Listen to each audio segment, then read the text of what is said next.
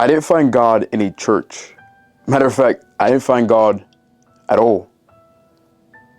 He found me, buried beneath pain that I couldn't carry alone.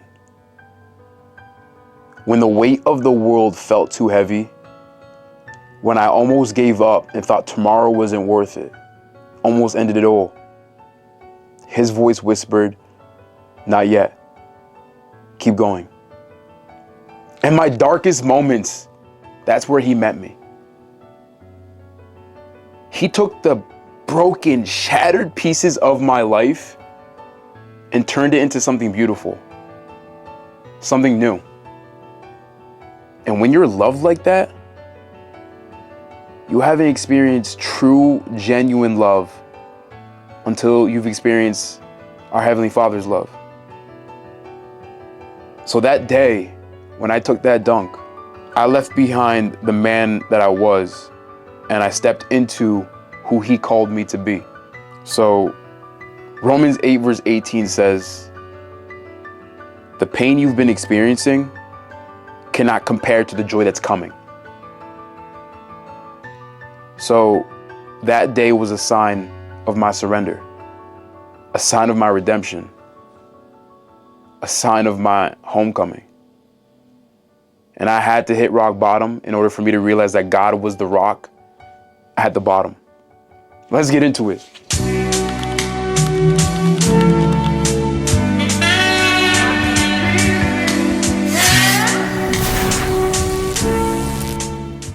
So for me, rock bottom wasn't just a moment.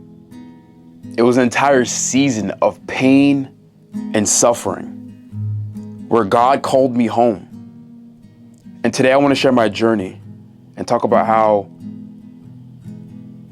he met me where I was at and how to this day I'm still building my faith. So this is my testimony. Not just a story of my survival, but a story of my surrender. So I hope this speaks to anyone who feels like they're drowning in their struggle.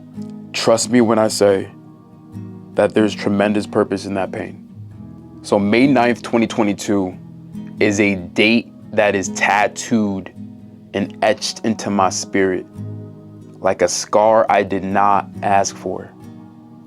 That day, my father, the man who gave me life, threatened to take it away. And with a knife in his hand, his actions cut deeper than the surface. And that day, our bond was severed.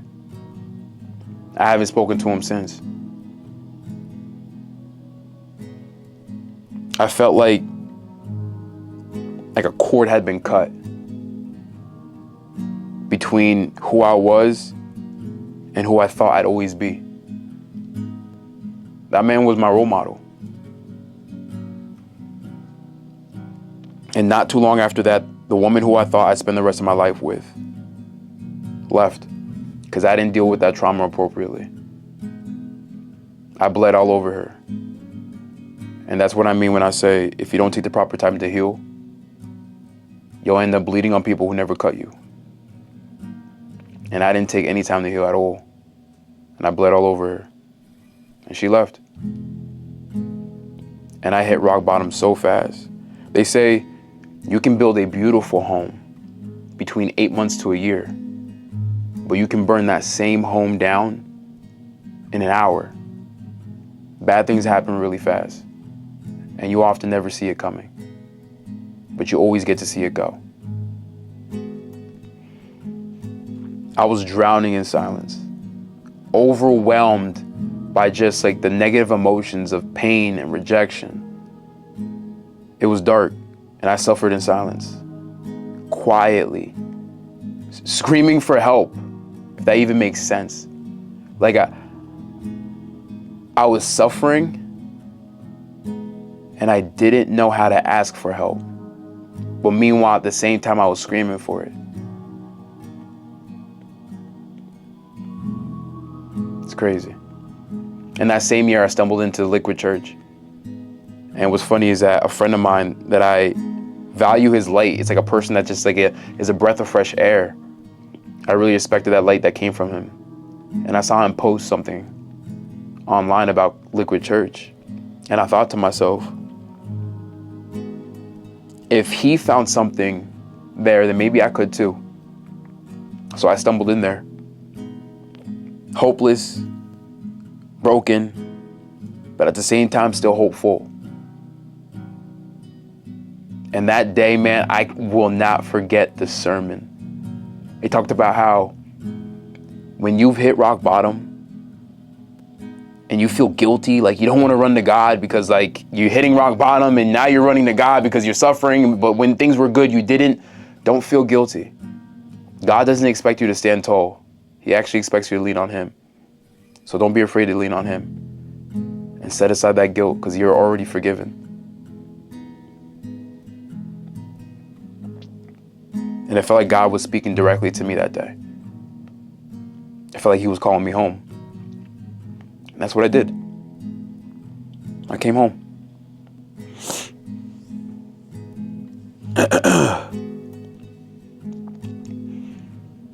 From there, things slowly started to piece together. I went to therapy. I started really diving into myself. I stopped doing that reckless, crazy behavior. But as I was piecing myself back together, I lost something that I thought was everything. It was my career as a cop in law enforcement. I just love wearing the uniform. I love being there on people's worst days. Almost like being a superhero. And I felt like when I had to walk away from law enforcement, I essentially lost my purpose. And it was almost like the final straw, but for some reason there was this string of hope inside of me that wouldn't snap. God said he wasn't finished with me. So I kept going. And at that point I started building my faith. That was September of 2022. And I realized that God wasn't just rebuilding me. He was reshaping me. And everything that he's put me through wasn't to destroy me, wasn't to delay me. It was to develop me into the person that he ultimately wants me to become. Oftentimes, God will sit you down in the classroom of life, not to do those things I told you before, not to delay you, not to destroy you, not to even deny you, but ultimately to develop you and teach you the lessons and put you through the trials and tribulations so that you can ultimately become who you're meant to be in his will. So God showed me that the pain that I went through wasn't wasted. There was a purpose. He taught me to forgive without counting the cost, to lead with love and compassion, to leave people better than how I found them. And if I didn't go through what I went through, I wouldn't be who I am today. And if I gave up, then I wouldn't be here today to share my testimony and to touch somebody that's on the other side of this screen that might need to hear this.